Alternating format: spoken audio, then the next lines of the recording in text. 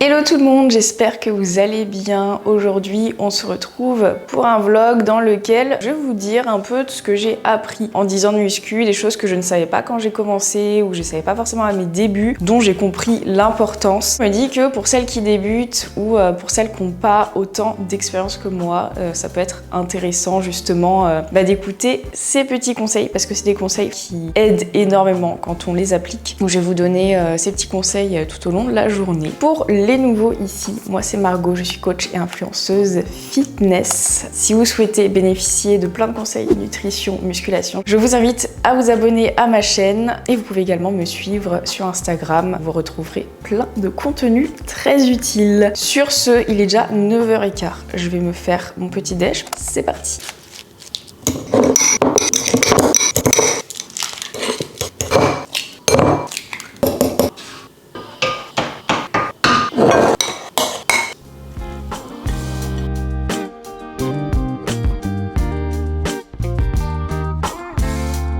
Vous m'excuserez si vous entendez des bruits en arrière-plan, mais il y a des travaux juste à côté de chez moi, donc on entend pas mal des tronçonneuses de temps en temps, c'est très agréable. Première chose que j'ai appris en 10 ans de muscu, c'est que ça sert à rien de trop se prendre la tête avec l'alimentation. Quand on commence à rentrer dans quelque chose très prise de tête avec l'alimentation, qu'on essaye de se faire une diète et qu'on réfléchit à beaucoup trop de paramètres, c'est totalement contre-productif parce que ça va créer un stress, ça va nous prendre énormément de temps alors qu'on pourrait consacrer ce temps sur des choses de plus productif. Et en plus, on va s'imposer des règles qui sont souvent assez frustrantes et qui ne servent pas à grand chose. Il est clair que quand on a un objectif, il va falloir jouer sur l'alimentation et mettre des choses en place au niveau de l'alimentation pour l'atteindre. Quand on veut perdre du gras, on va mettre en place un déficit calorique et on va s'assurer de consommer assez de protéines pour maintenir sa masse musculaire. Quand on veut prendre de la masse musculaire, on va être en maintien calorique ou alors on va mettre en place un surplus si on a du mal. Donc il y a quand même des choses à mettre en place. Il est toujours intéressant de bien équilibrer son alimentation, de consommer suffisamment de protéines, glucides, lipides à chaque repas et des fibres, consommer des fruits et légumes, varier ses aliments pour apporter à son corps un max de micronutriments, donc vitamines, minéraux, etc. Mais ça sert à rien de faire les choses de manière drastique et de s'imposer des choses dignes de professeurs de chimie en fait. Ça sert à rien de se dire oh tiens je vais essayer de supprimer le gluten alors qu'on n'a aucun problème avec le gluten, oh tiens je vais supprimer le lactose parce que j'ai eu plein d'influenceurs en faire alors qu'on n'a aucun problème avec le lactose. Ça sert à rien de commencer à stresser sur les pics de glycémie. Est-ce que le repas que je vais manger va pas me faire un gros pic de glycémie? Sur les réseaux sociaux, on a énormément d'informations sur la nutrition et ça c'est bien parce que ça permet de prendre conscience de certaines choses. Sauf que des infos, on en a beaucoup. Il y en a beaucoup qui ne sont pas pertinentes pour nous-mêmes en fait. Donc on peut vite rentrer dans une psychose, dans une suranalyse de l'alimentation et faire des choses qu'on n'a pas forcément besoin de faire pour atteindre son objectif. Et moi c'est vrai qu'à mes débuts, je me prenais énormément la tête avec mon alimentation. Je suis passée par tellement de phases que j'ai un peu la flemme de toutes les dire. De toute façon, j'ai dû en parler pas mal sur ma chaîne, dans les vidéos type mon parcours, etc. Troubles alimentaires, tout ça. Mais en fait, vous devez effectivement mettre en place des choses au niveau de votre alimentation pour atteindre vos objectifs, mais il faut que ça reste simple, il faut que ça reste basique. Pas besoin de vous priver, de supprimer des aliments, etc. Tout est une question d'équilibre et vous pouvez tout à fait apprécier votre diète. Vous n'êtes pas obligé de faire un truc strict pour perdre du poids, prendre de la masse, etc. En tout cas, ces petits avocats de toast, c'est incroyable. La deuxième chose, faut pas aller s'entraîner juste histoire de dire ok je suis allée m'entraîner. Non. Quand vraiment on a un objectif type prise de masse musculaire, prendre du fessier, prendre du dos, prendre des cuisses, peu importe, il va falloir mettre de l'intention dans sa séance. Pas juste aller faire les exercices. Pour faire les exercices, faut avoir bonne conscience. Vraiment, il faut y aller dans un but de progression, dans le but vraiment de tout déchirer, entre guillemets, parce que c'est avec cet état d'esprit qu'on va vraiment progresser et réussir à continuer d'appliquer la surcharge progressive, même lorsque ça devient difficile. Parce que quand on débute, la surcharge progressive, elle est plutôt facile, et au bout d'un moment, on se retrouve un petit peu bloqué. C'est là que l'intention qu'on va mettre dans les séances est encore plus importante. Parce que quand on va pas mettre d'intention dans la séance, qu'on va la faire machinalement, qu'après on va ressortir en mode c'est bon j'ai fait ma séance mais sans vraiment y avoir mis d'intention, on risque de rester dans sa zone de confort. Et quand on reste dans sa zone de confort, on peut pas se transformer. Du coup, ce qu'il faut faire avant chaque séance, c'est, même si on n'est pas motivé, se rappeler de son objectif, prendre son carnet de performance ou son tableau Excel ou son appli, la regarder, se dire ok aujourd'hui il faut au moins que j'arrive à mettre tel poids pour tant de reps. Après il y a des jours où on n'y arrive pas, il y a des jours où le corps il est pas en forme et c'est ok, mais il faut vraiment avoir l'intention de progresser en fait. Donc voilà, là c'est plus un conseil état d'esprit qu'autre chose, mais il faut vraiment se donner à fond dans ces séances. Je vais aller faire ma séance haut du corps. J'ai recommencé depuis le début le programme Grow and Get Strong.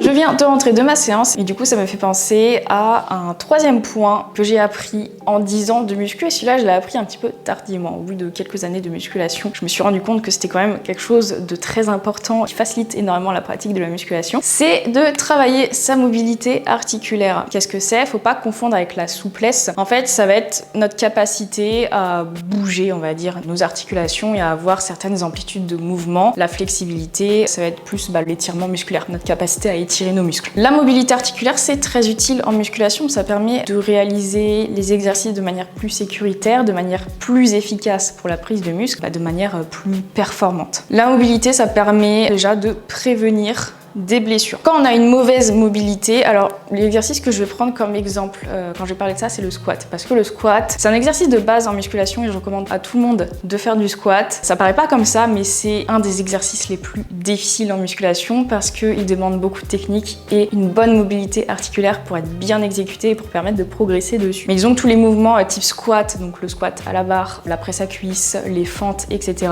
ce sont des exercices qui, pour pouvoir progresser dessus, demandent un travail de mobilité articulaire quand on n'a pas beaucoup de mobilité articulaire. Ce qui est le cas de la plupart des gens, étant donné qu'aujourd'hui on vit dans un monde sédentaire, on est beaucoup assis, on fait plus trop d'acrobatie au quotidien. Donc voilà, difficile d'avoir une bonne mobilité dans ces conditions. Mais du coup, quand on a une mauvaise mobilité en musculation, par exemple sur l'exercice du squat, on va être amené du coup à compenser avec d'autres articulations et d'autres muscles, parce qu'il va entraîner une posture pas forcément adéquate, ça va entraîner des douleurs et ça peut entraîner des blessures. Donc déjà, avoir une bonne mobilité, ça prévient de ce problème. Avoir une bonne mobilité, ça permet de mieux répartir les forces. L'exercice paraît plus facile. On a une meilleure posture et également on a une meilleure amplitude de mouvement. Et ça rend l'exercice beaucoup plus efficace pour la prise de muscle. Un exercice en musculation, ça consiste en quoi? À faire un étirement musculaire, une contraction, un étirement, une contraction, un étirement, une contraction. Si au niveau des hanches et des chevilles, on a une mauvaise mobilité, on va limiter l'étirement musculaire et donc on va limiter le gain de masse musculaire. On limite en fait l'efficacité de l'exercice. Une bonne mobilité, ça va énormément aider au niveau des performances parce qu'on va être plus à l'aise sur l'exercice tout simplement. Je pense que beaucoup d'entre vous sont dans ce cas-là, font du squat régulièrement à la salle mais sont pas forcément à l'aise, sentent que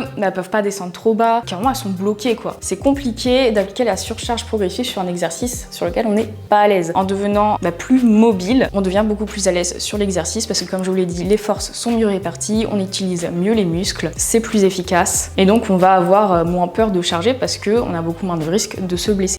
Comment je travaille ma mobilité? Moi, ma mobilité, je la travaille à l'échauffement, surtout au niveau du bas du corps. J'ai pas trop de problème de mobilité au niveau du haut du corps. Bon, je fais toujours un échauffement avec élastique au niveau du haut du corps. Je travaille quand même la mobilité des épaules avec des dislocations épaules, etc. La mobilité des omoplates également. Et au niveau du bas du corps, je vais surtout travailler la mobilité de hanches et de chevilles. Et donc, vraiment, un bon échauffement en musculation va inclure de la mobilité articulaire. Avant, moi, mes échauffements, c'était juste, je faisais 5 minutes de cardio, je faisais quelques rotations d'articulation et basta. Non, bon échauffement en musculation qui va être efficace et qui va vous permettre d'être plus performant sur votre séance qui suit juste après, mais aussi sur vos séances dans plusieurs mois, c'est des exercices de mobilité. Dans mes programmes, je propose aussi des routines d'échauffement complètes. Vous pouvez aussi travailler votre mobilité au quotidien sans forcément que ça vous prenne du temps dans votre journée pour travailler vraiment la mobilité de hanches et de chevilles. C'est ça qui est critique chez beaucoup de gens, donc c'est ça qu'il faut travailler. Je vous recommande, quand vous scrollez sur votre téléphone par exemple, de vous lever de votre chaise ou de votre canapé et de scroller en étant accroupi, les talons bien au sol. Voilà, vous faites ça 30 secondes, 1 minute, enfin le temps que vous pouvez. Quand on manque de mobilité au début, c'est pas facile de tenir longtemps dans cette position, mais plus vous allez le faire, plus ça va être facile. Scrollez comme ça sur votre téléphone pendant 30 secondes, 1 minute, vous répétez ça plusieurs fois dans la journée et puis comme ça vous allez grandement améliorer votre mobilité sans forcément avoir de créneaux spécifiques pour la mobilité dans votre journée parce que je suis d'accord, on n'a pas forcément que ça à faire. Ça y est, c'est le dernier jour pour profiter de l'offre de rentrée sur mes programmes Grow and and Get Fit et Grow and Get Strong. En rejoignant mes programmes, vous aurez 20 semaines de musculation avec des routines d'échauffement complètes. Et en parallèle, vous aurez tous les outils et plein de recettes pour vous faire des plans alimentaires très gourmands en accord avec vos objectifs. Si vous voulez en savoir plus, les liens des programmes sont dans la description de la vidéo, mais ne tardez pas car l'offre de rentrée se termine ce soir.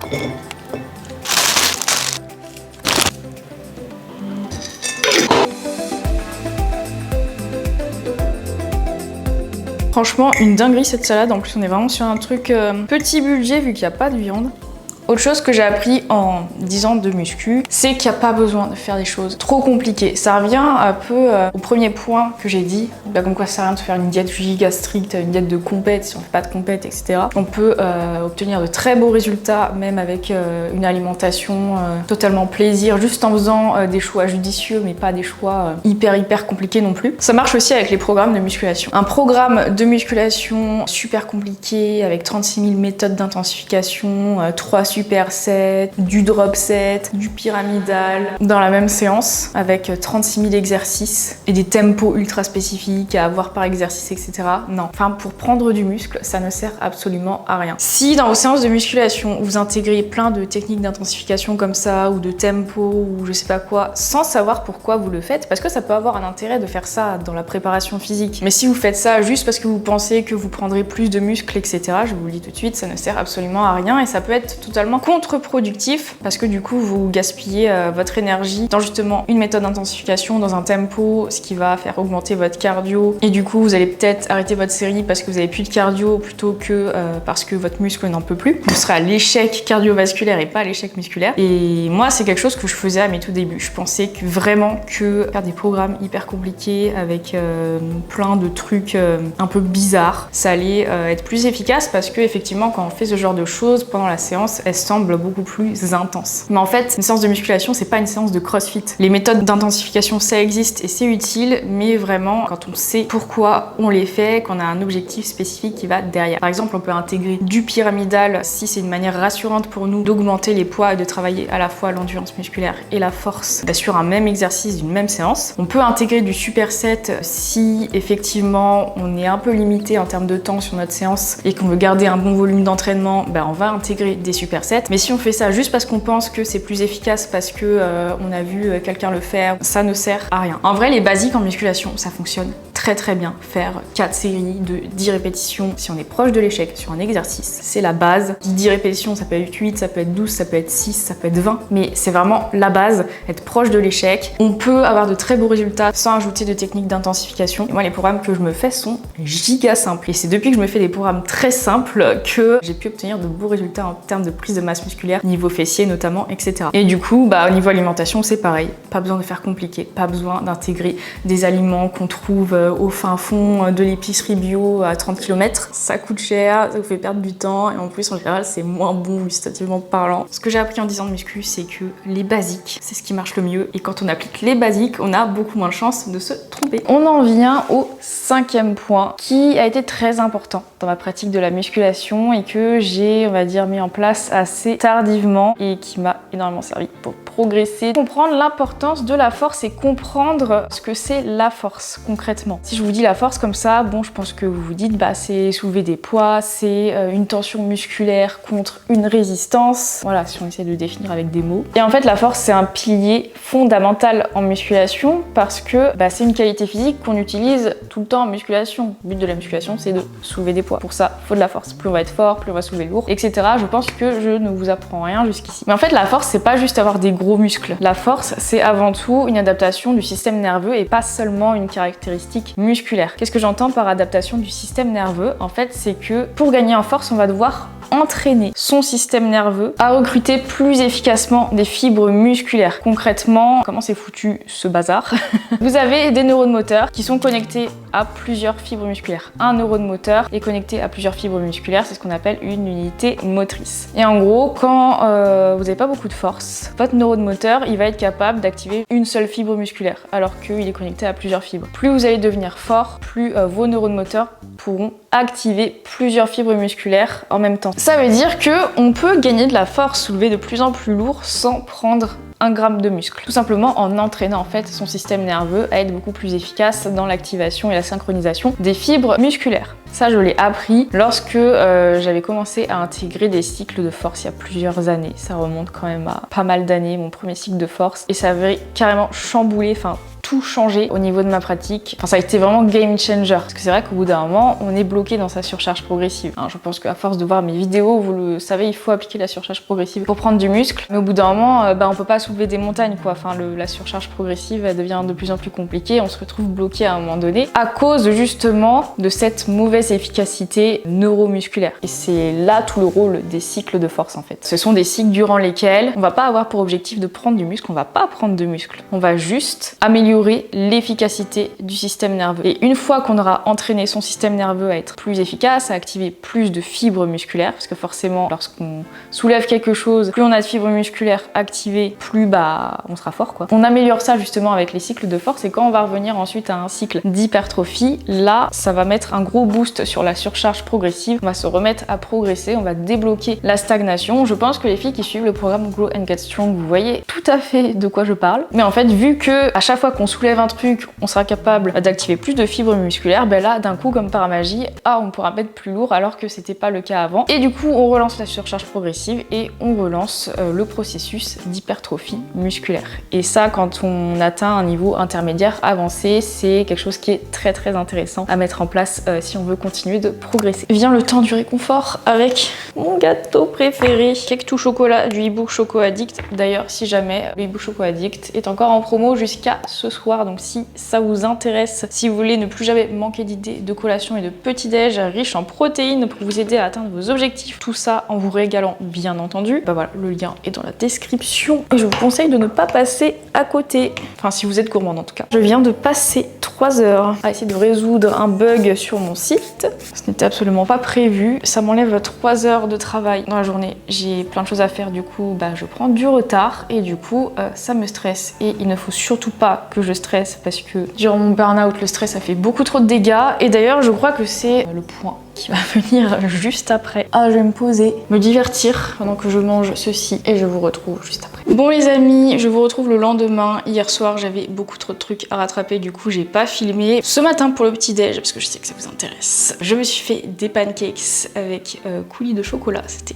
trop bon. Le 6e point que je voulais aborder avec vous, que j'ai expérimenté assez récemment, l'importance du repos. Le repos, c'est quelque chose qui fait partie du processus de transformation physique, d'amélioration des performances à la salle, etc. C'est pas un truc de faible et je sais qu'il y en a beaucoup qui culpabilisent lors des jours de repos, qui vraiment cherchent absolument un moyen de se dépenser, un moyen de faire du sport même si c'est le jour de repos. Mais en fait, il faut comprendre que c'est une étape très importante dans le processus et si on loupe cette étape, on peut pas atteindre l'objectif. Parce qu'en fait, durant la phase de repos, donc repos physique ou repos mental, on va régénérer en fait différents systèmes du corps, quasiment tous les systèmes du corps, donc système musculaire, système nerveux, système hormonal. Et si on passe pas par la phase de repos, ces systèmes-là, ils peuvent pas s'adapter, se régénérer et ils peuvent devenir complètement fucked up si on ne se repose pas. Le repos, c'est quoi? Ça va dépendre un peu du contexte. Avec les entraînements, on peut se créer une fatigue physique, certes, évidemment, donc c'est pour ça qu'on va pas s'entraîner tous les jours, qu'on va avoir des jours de repos et qu'on va pas s'entraîner pendant 4 heures par jour. C'est pour ça qu'on va prendre soin de son sommeil, etc. Mais ça, on y viendra après. Mais il y a aussi le repos mental parce que c'est vrai que dans la vie de tous les jours, on a des choses à faire, on a un travail, on a une charge mentale, un logement à gérer, peut-être des enfants. Et en plus de ça, il faut qu'on se gère soi-même ses objectifs, donc qu'on gère ses entraînements, tout ça. Mentalement, c'est pas facile du tout à gérer. Et surtout, les entraînements, après une journée assez dure, assez chargée, on a envie de se reposer en fait. On n'a pas forcément envie d'aller s'entraîner, mais quand on a des objectifs, faut garder quand même une certaine discipline et s'entraîner quand même. Parce que même si l'entraînement, ça fatigue physiquement, c'est aussi un moment pour soi, un moment où on pense à rien, on pense pas à sa charge mentale, donc ça peut faire du bien mentalement. Mais malgré tout, ça reste quand même une charge mentale dans la journée. Le fait de dire, faut que j'aille m'entraîner. Et le problème, quand on accumule plein de choses dans sa vie, on n'arrive pas à s'organiser comme on veut, c'est très stressant. C'est très stressant. Rien qu'un entraînement, c'est un stress pour le corps. C'est un bon stress, qu'on va le qualifier de bon stress. Après, tout ce qui est charge mentale, ce qui va nous stresser parce que faut faire ça, faut faire ça, faut faire ça, faut faire ça. On essaie d'avoir une vie, on essaie de s'entraîner, on essaie de prendre du temps pour soi, on essaye aussi aussi de s'occuper de ses enfants, on essaye de s'occuper de sa maison, on essaye d'être efficace au travail. Tout ça, ça va créer du stress chronique en fait. On va accumuler plein de stress, donc ça crée du stress chronique. Et en fait, ça dérègle complètement les différents systèmes que j'ai cités précédemment, donc système musculaire, système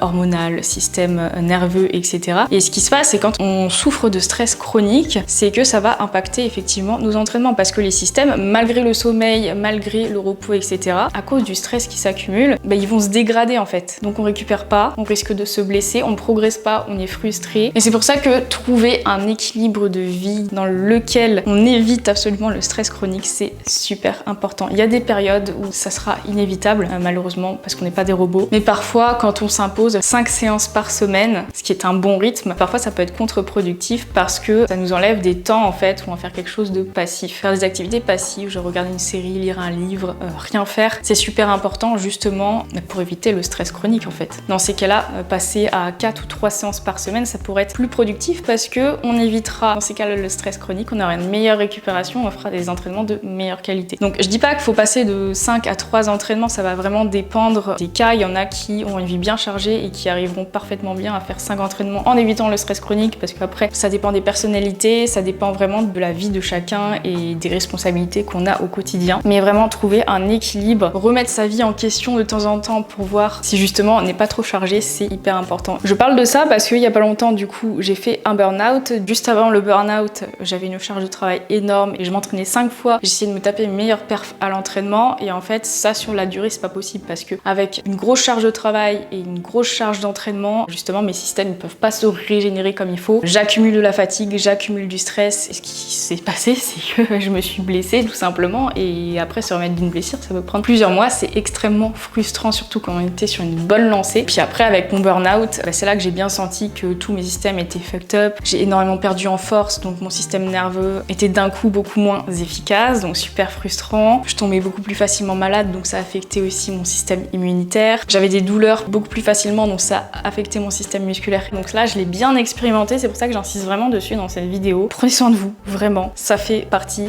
du processus. Et 7e point super important que j'ai appris en 10 ans de muscu, c'est l'importance du sommeil. Alors je sais que ça vous le lisez partout, je l'ai dit plein de fois sur ma chaîne, etc. Mais sans détailler, je vais vous expliquer pourquoi le sommeil c'est vraiment la base et que sans un sommeil adéquat, vous ne pourrez absolument pas progresser et atteindre votre objectif. Je vous apprends rien, mais c'est durant le sommeil que beaucoup de systèmes se régénèrent, que la récupération musculaire se produit, que la construction des nouvelles fibres musculaires, donc l'hypertrophie musculaire, se produit. Il est super important d'avoir suffisamment de cycles de sommeil par nuit. Un cycle de sommeil, ça comprend plusieurs phases de sommeil et par nuit, on en a besoin de 4 à 6 selon les personnes, ce qui représente entre 6 et 9 heures de sommeil. Et vraiment, les besoins en sommeil varient d'une personne à l'autre. Moi, par exemple, j'ai besoin de 8 heures pour vraiment faire une bonne nuit de sommeil. Et durant votre sommeil, il y a beaucoup de processus de récupération qui se créent, bien entendu. C'est là que le cerveau va traiter les informations, etc. Une bonne nuit de sommeil, ça permet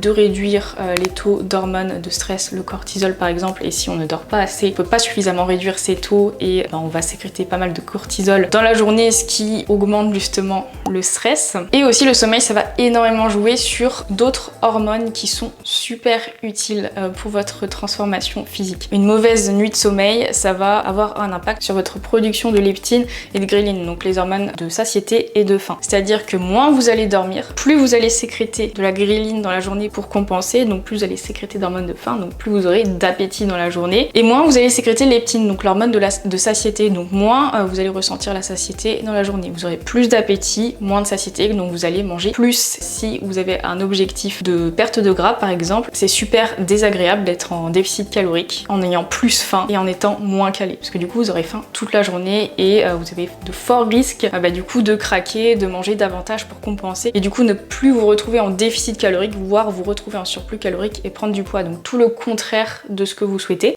Et également, un manque de sommeil, ça va agir sur votre cortex préfrontal, notamment la zone qui va être responsable du jugement et de la prise de décision. C'est-à-dire que plus vous allez manquer de sommeil, moins votre jugement sera efficace et plus votre prise de décision sera mauvaise. Donc par exemple, avec un manque de sommeil, vous risquez plus fortement de vous dire « j'ai la flemme d'aller m'entraîner, je ne m'entraîne pas », ce qui n'est pas une bonne décision à prendre quand on a un objectif. Également, ça va impacter vos choix alimentaires vous allez juger pas trop grave de vous faire un fast-food, une pizza alors que vous êtes en perte de gras et de vous dire oh tant pis c'est pas grave, de toute façon j'ai trop faim, de toute façon j'ai trop envie de ça, tant pis pour mon objectif. Donc forcément en faisant ça vous atteignez pas votre objectif. Alors que si vous avez une bonne nuit de sommeil, vous aurez plus de chances de respecter la discipline que vous vous imposez, donc c'est-à-dire faire des bons choix alimentaires par rapport à vos objectifs. Allez vous entraider même si vous n'avez pas forcément envie parce que c'est le choix à faire pour atteindre votre objectif. Ça va complètement agir sur votre comportement en fait, la qualité de votre sommeil. Donc c'est pour ça que c'est super important. Vraiment le sommeil c'est un pilier et sans sommeil adéquat, ce pilier là s'écroule et en fait votre objectif, vous pouvez pas l'atteindre. Après ça arrive de temps en temps qu'on dorme mal etc.